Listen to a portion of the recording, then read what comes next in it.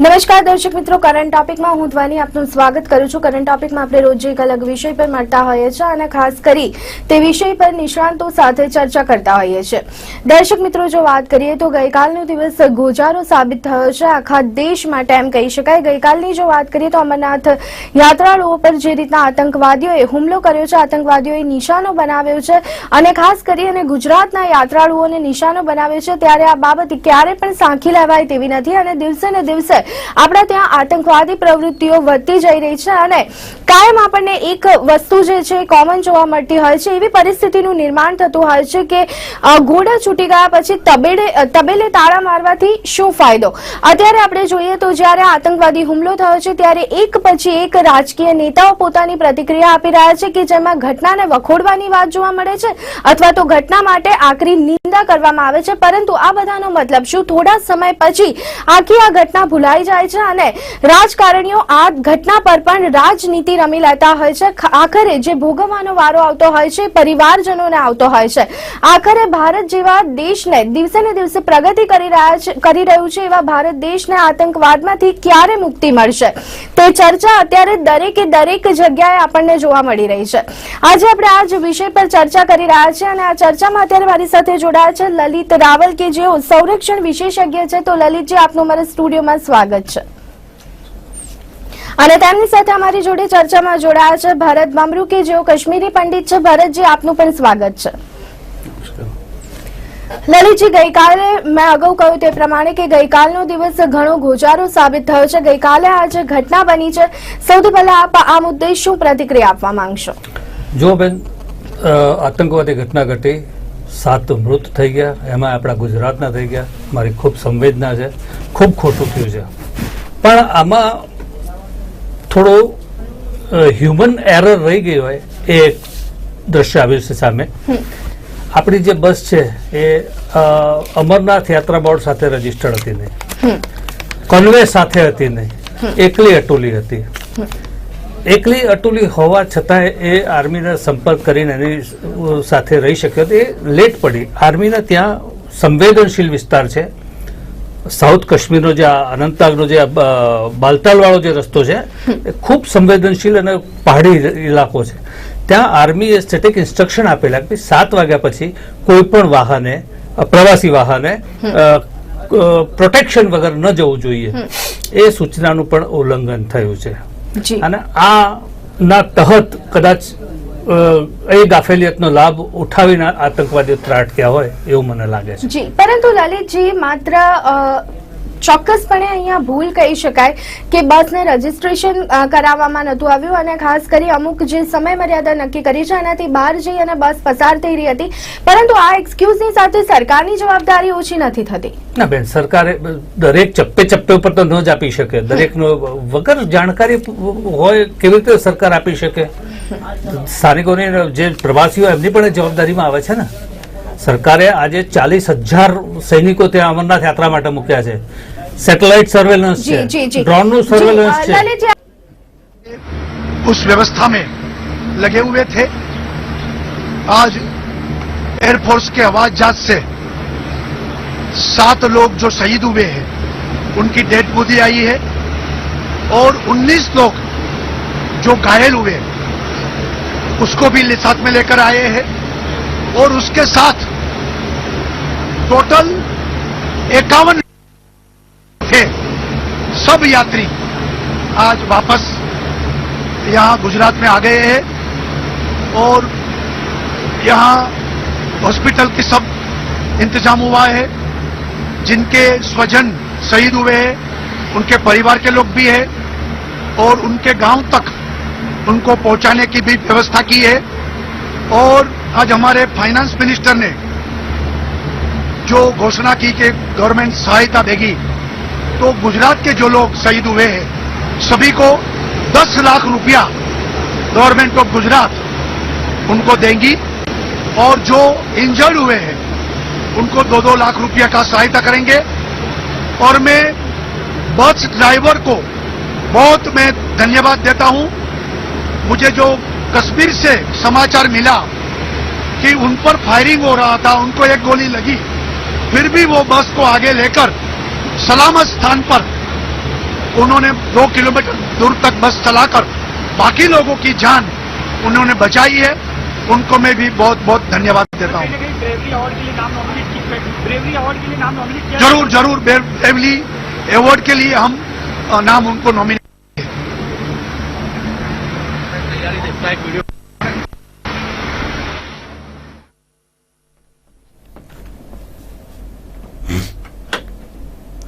જી તો અત્યારે હવે આપણી સાથે જોડાઈ ગયા છે લલિત રાવલ. લલિતજી, આપણે ચર્ચા કરી રહ્યા હતા કે સરકારની જવાબદારી કેટલી? સરકાર આપણી જવાબદારી પૂરી કરતી જ છે. સરકારે આ વખતે રથયાત્રામાં જે વધારો સંખ્યામાં દર વર્ષે વધતી જ જાય છે. આપણે છેલ્લા 10 વર્ષથી 10 થી પણ વધુ વર્ષોથી દર વખતે અમરનાથ યાત્રા પર ખતરો હોય છે અને એ લોકોના પ્રયાસો હોય જ છે, છતાં આપણે આજ સુધી 10 વર્ષમાં થઈ નથી. આ વખતે પણ આપણે ખૂબ જ લગભગ 40,000 સૈનિકોનું બળ મૂકી દીધું છે. સેટેલાઇટ સર્વેલન્સ છે, ડ્રોનથી સર્વેલન્સ છે. આટલું હોવા છતાં પણ આવી ચૂકો જે થઈ જાય ને કોઓપરેશન ન મળવાના કારણે, એમાં પણ સરકારને સૈન્યને જવાબદાર ન ઠેરવી શકાય મારી દ્રષ્ટિએ. જી ભરતજી, આપ લલિતજીની વાત સાથે કેટલા સંમત થઈ રહ્યા છો? આપનું શું માનવું છે? मैं ललित जी की बातों से पूरा सहमत हूँ. इन्होंने कहा कि कहीं पे चूक हुई है, गाड़ी जो रजिस्ट्रेशन के बगैर गई थी, या कहाँ पे चूक हुई है ये अभी देखना पड़ेगा हम लोगों को. लेकिन जो हम समझ सकते हैं कल जो ये हुआ है, मैं पूरी तरह से इसको कंडेम करता हूँ. ये अच्छी बात नहीं है कि आप निहत्थे हिंदू पिलग्रिम्स पे हमला करेंगे. ऐसा 2000 में भी हुआ था, अगर आपको याद होगा. 30 अपने पिलग्रिम जो अमरनाथ यात्रा पे गए थे उनको भी मारा था. लेकिन अब सिक्योरिटी रहती है इनके साथ. यहाँ पे कुछ सिक्योरिटी लैप्स हुआ है, ये वहां से कैसे निकले? कुछ इनपुट्स आ रहे हैं कि गाड़ी में पंक्चर हुआ था. कुछ इनपुट्स ये आ रहे हैं कि जैसे ही ये खनाबल पहुंचे तो खनाबल पीछे से लोकल आदमियों ने कहा कि आप जा सकते हो. कहीं पे कुछ गड़बड़ तो हुई है, वरना गड़बड़ मतलब मिलिट्री के स्टैंडिंग इंस्ट्रक्शन 7 बजे के बाद सेंसिटिव एरिया से आपको नहीं निकलना चाहिए विदाउट प्रोटेक्शन. तो स्टैंडिंग इंस्ट्रक्शंस होती है इसमें. और ये एक हिली टेरेन है. अगर आप इसकी ज्योग्राफी देखेंगे, काजीगुंड से अगर आप उधमपुर तक पूरा बेल्ट ये है, ये हिली एरिया, इस पे अलाउड ही नहीं है गाड़ी. अब दुर्भाग्य ये है कि ये निकले तो इन्हीं पे ये क्रॉस फायरिंग में लोग मरे हैं. बहुत ही दर्दनी बात है ये. और दूसरा मैं ये कहना चाहता हूँ, हमको इसमें देखना पड़ेगा कि क्या एक्चुअल स्थिति क्या है वहां पे. अभी अगर आप 2 साल 3 साल पीछे की बात करेंगे, ऐसा एक माहौल बना है वहां पे जो अभी आजादी की बात तो दूर है. अभी ये आजादी का कोई वो वहां पे कुछ नहीं है, खाली वहाबिज्म है. एक ऐसा इस्लामाइजेशन हुआ है जहां एक मस्जिद हुआ करती थी एक गांव में, वहां 5-5 6-6 मस्जिदें हैं. इंट्रोस्पेक्ट करना पड़ेगा ये कहां से फंडिंग हो रहा है. हम पाकिस्तान के ऊपर ब्लेम करते हैं, जब तक लोकल हैंड इसमें नहीं है तब तक ये पॉसिबल नहीं है. किलिंग्स कल हुई है, बहुत ही गलत हुआ है. और हमको ये भी समझना पड़ेगा कि कहाँ पे चूक हुई तो हम उस गलती को सुधार सकते हैं.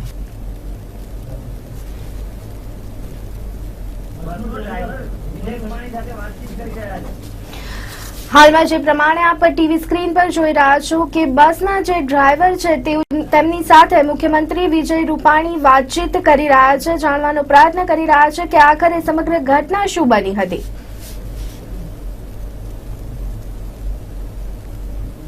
તો અત્યારે વિજય રૂપાણી સુરત ખાતે પહોંચી ચૂક્યા છે. આપ જોઈ રહ્યા છો કે તેઓ મૃતકોના પરિવારજનો સાથે અથવા તો અમરનાથ યાત્રાળુઓ પર જે હુમલો થયો હતો તેમાં જેટલા પણ લોકો ઘાયલ થયા હતા તેમના પરિવારજનો સાથે વાતચીત કરવાનો પ્રયત્ન કરી રહ્યા છે. સાથે ડેપ્યુટી સીએમ નીતિનભાઈ પટેલ પણ ઉપસ્થિત છે.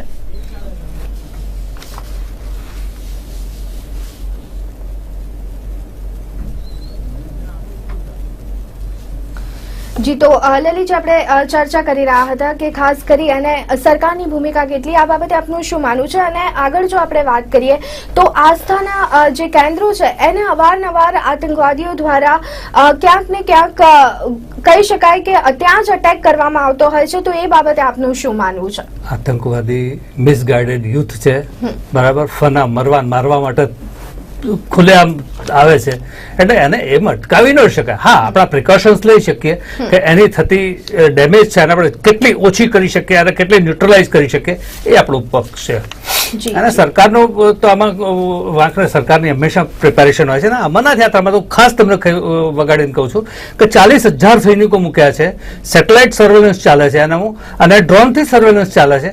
આટલી ચુસ્ત બંદોબસ્ત આપ્યા છતાં પણ આવો એક નાનકડી ક્ષતિના કારણે ઘટના ઘટી ગઈ જેમાં આતંકવાદીઓ ફાવી ગયા. જી, ભરતજી, અહીંયા જો વાત કરીએ તો જે રીતે દિવસે અને દિવસે આતંકી ઘટનાઓ વધી રહી છે, માત્ર અમરનાથ યાત્રાની વાત ન કરતા અત્યારે જે આખો માહોલ ઉભો થયો છે એની જો વાત કરીએ તો શું લાગે છે કે આના માટે મૂળ મુદ્દામાં કાશ્મીર કેટલું? આનો મુખ્ય મુદ્દો આતંકી હાફિઝ સઈદ, આ જે અમરનાથ યાત્રા ઉપર હુમલો કરવામાં જૈશ એ મોહમ્મદનો જહાજ છે એના સંગઠન દ્વારા આ હુમલાનું આયોજન કરવામાં આવ્યું હતું. અને જે મને જાણકારી છે મુતાબિક 150 થી 200 કેજ્યુઅલિટી કરવાનો આખો પ્લાન હતો, બરાબર. અને એ કરવાથી આખા ભારતમાં કોમ્યુનલ વાયલન્સ નું વાતાવરણ ઊભું થાય એ આમનો ઈરાદો હતો, પણ એ શક્ય બની શક્યું નથી. આપણે ખૂબ જ ઓછી કેજ્યુઅલિટી, એ પણ નાની ભૂલના કારણે ખોટી થોડી કેજ્યુઅલિટી ભોગવી, દુઃખદ છે બહુ, પણ એટલામાં આપણે સલામતીની ખૂબ જાળવણી વત્તા પ્રિકોશનરી મેજર્સ ખૂબ હતા, એટલા આપણે બચાવી શકીએ. ભરતજી, આપ શું કહેવા માંગશો?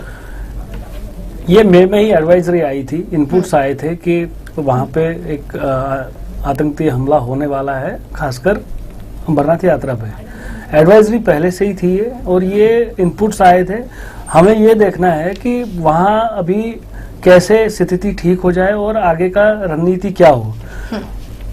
वहाँ अभी हमको जो अपना लोकल पुलिस है, जम्मू कश्मीर पुलिस है, उसको हमको फुल पावर्स देने पड़ेंगे, सपोर्ट देना पड़ेगा, क्योंकि इनपुट्स वही लाते हैं. आपने अगर मैं थोड़ा सा पंजाब की ओर जाऊं, ભરતજી, આપણે ચર્ચાને આગળ પણ ચાલુ રાખીશું, પરંતુ અત્યારે જો વાત કરીએ તો અત્યારે સુરત ખાતેથી અમરનાથ જે હુમલો થયો હતો એમાં જે પણ લોકો ઘાયલ થયા છે એમના પરિવારજનો હાલ સીધી પ્રતિક્રિયા આપી રહ્યા છે. આવો જોઈએ કે શું કહી રહ્યા છે તેઓ.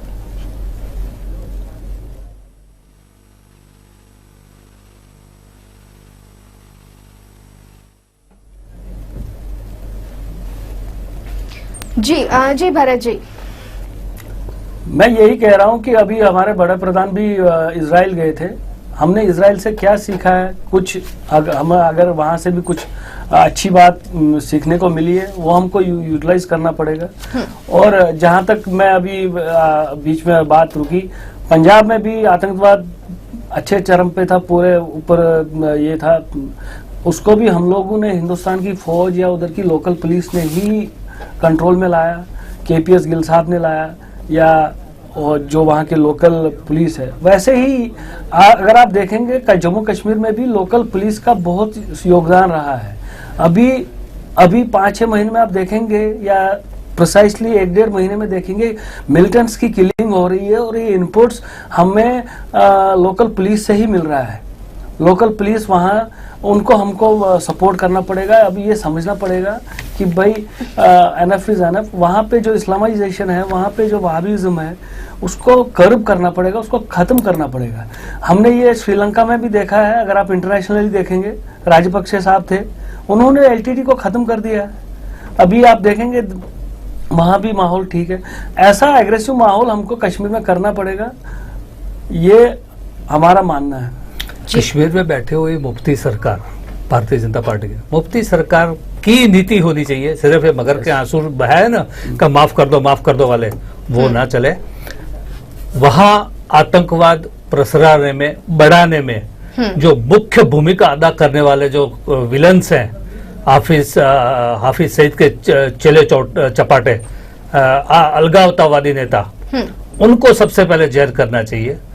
पत्थर फेंकने वाले जो पत्थरबाज ग्रुप है उनको आतंकवादियों के समकक्ष गिन के ट्रीटमेंट देनी चाहिए। और जो लोकल स्थानिक गांव वाले हैं जो ये आतंकवादियों को, त्रासवादियों को, ये पत्थरबाजों को संरक्षण देते हैं, आश्रय देते हैं, उनको उनके विरुद्ध में भी कड़क कार्यवाही होनी चाहिए। અને એ થાય તો જ આ શક્ય બને। જી જી જી ભરતજી, આપ શું કહેશો? અહીંયા આપણે હું બીજું એ પણ પૂછવા માંગીશ કે અત્યારે ખાસ જો વાત કરવામાં આવે તો હુરિયત નેતા કે અલગાવવાદી નેતા તરફથી આ ઘટનાને લઈને કોઈ પણ પ્રતિક્રિયા પણ આપણને જોવા નથી મળી, ત્યારે આપ શું કહેવા માંગશો?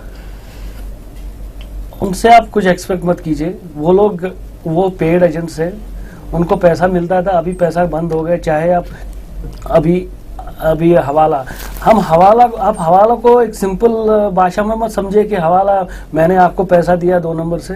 हवाला ये इंडियन स्टेट, इंडियन नेशन के खिलाफ एक मुहिम चल रही थी, उस पे हम लोगों ने कर पाया। डिमोनेटाइजेशन की वजह से भी उस पर फर्क आया है। और वो लोग ऐसा कुछ वक्तव्य नहीं देंगे जिससे कि उनके जो आका है पाकिस्तान में वो नाराज हो। इसलिए वो ऐसा कोई ना तो ट्वीट करेंगे ना कुछ ऐसा। अगर आपने कल देखा होगा ये मीरवाइज ने तो ट्वीट किया है कुछ, बट मेन आपको देखना है कि आपको उमर अब्दुल्ला का भी ट्वीट आया था, उसने तो पोलिटिसाइज किया था माहौल को कि भाई ये गाड़ी कैसे आई। अभी उस समय हमको उसमें नहीं जाना था, पॉलिटिक्स में नहीं जाना था, कैसे लोग बचाए जाए।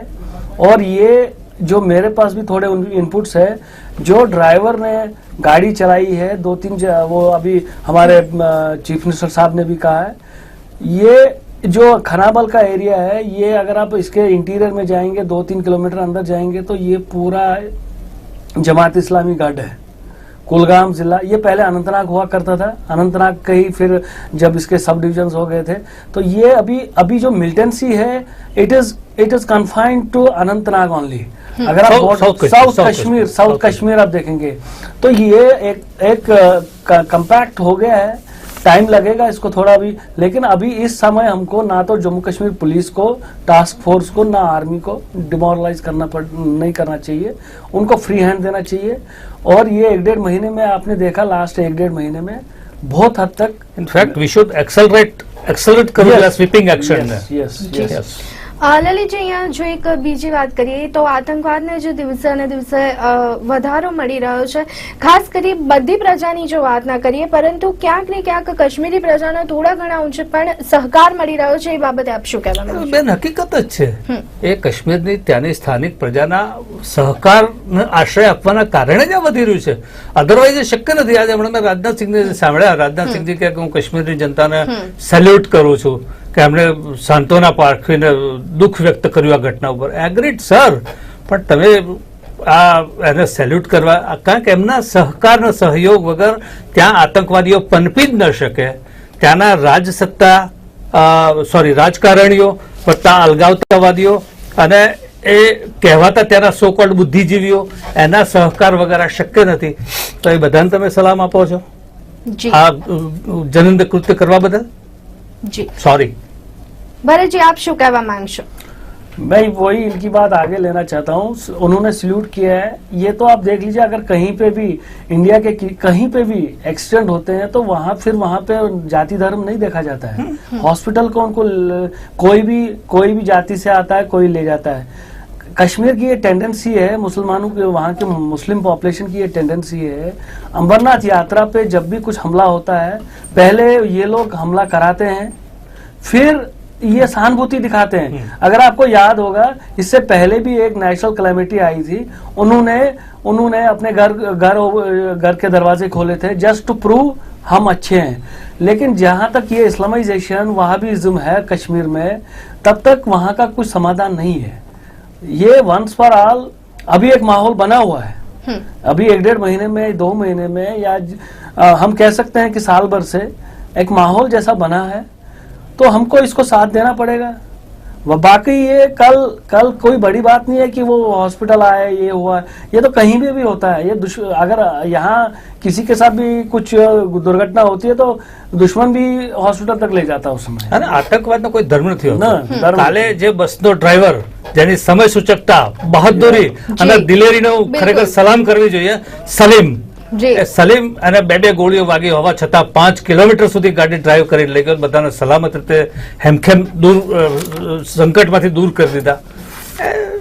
એ વખાણવાદાયક અને બિરદાવા લાયક કાર્ય કહેવાય. और ધર્મ ન આવે, આતંકવાદ અને ત્રાસવાદમાં એનો ધર્મનો કોઈ નથી હોતું. और अच्छी बात ये रही कि उस समय शाम का टाइम था, रात का टाइम था, लेकिन सिक्योरिटी फोर्सेस 5-10 मिनट में वहां 10 मिनट में, 8 से 10 मिनट में 8 से 10 मिनट में आई.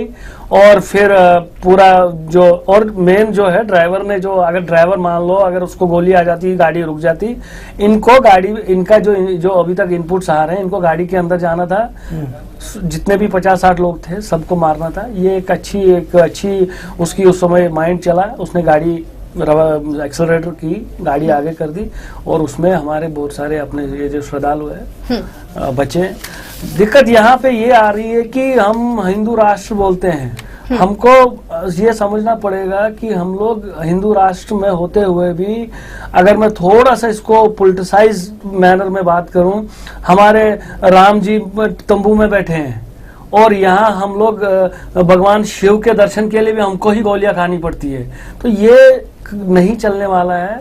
इसको हमको कहीं ना कहीं स्टॉप करना पड़ेगा. और जहां तक कश्मीर की ये बात चल रही है, हर बात ये बोलते हैं कि हर समय जो भी सरकार आती है, चाहे वहां की पीडीपी सरकार हो, पहले एनसी सरकार हो या केंद्र में सरकार हो, ये बोलते हैं कि हम लोग वहां अमल लाएंगे, हम लोग ये लोग बात करते हैं राउंड टेबल. इनका कोई फायदा नहीं है जब तक वहाँ हम भी स्टेक होल्डर्स है, कश्मीरी पंडित भी स्टेक होल्डर्स है वहाँ के. जब तक हमारे साथ भी ये बात नहीं करेंगे तब तक वहाँ का समाधान नहीं आ सकता. જી લલિતજી, અહીંયા જ્યારે આ આતંકી હુમલો થયો છે ત્યારે હવે જે બેઠકોનો દોર શરૂ થયો છે, શું લાગે છે કે એના પછી શું નિર્ણય આવવાનો છે? શું પરિસ્થિતિમાં ફરક પડવાનો છે કે કેમ? જો બેઠકો કરવાનું કારણ શું છે કે હાલ ચાલી રહેલી જે અમરનાથ યાત્રા છે એમાં ક્યાંય હવે ચૂક ન રહી જાય, કોઈ નાનું છીણું પણ ન રહી જાય, એ સમીક્ષા કરવાનું. અને એનો જે રિવર્ટ એક્શન, જેનો રિસ્પોન્સ આપવાનો છે, એ અમરનાથ યાત્રા સુખરૂપે પૂરી થઈ જાય પછી ડેફિનેટલી સરકારે કરવું જ પડશે અને જડબે સલાહ જવાબ આપવો જ પડશે. જી બિલકુલ. તો દર્શક મિત્રો, ગઈકાલે ખાસ કરી અને ખૂબ જ ગંભીર ઘટના બની છે. અમરનાથ યાત્રાળુઓ પર જે રીતે આતંકવાદીઓએ હુમલો કર્યો છે અને ક્યાંક ને ક્યાંક આતંકવાદીઓને સફળતા મળી છે, પરંતુ આવનારા સમયમાં આવી કોઈ પણ ઘટના ન બને તે માટે કઈ દિશામાં પગલાં લેવા જોઈએ અને કેવા પગલાં લેવા જોઈએ તે તમામ બાબત પર આપણે ચર્ચા કરી. અને આ ચર્ચામાં અત્યારે મારી સાથે જોડાયા હતા લલિત રાવલ અને તેમની સાથે ભરત બમરૂ. આપ બંને અમારી સાથે જોડાયા તે બદલ આપનો ખૂબ ખૂબ આભાર. તો દર્શક મિત્રો, કરંટ ટોપિકમાં અત્યારે બસ આટલું. રજા આપશો. નમસ્કાર.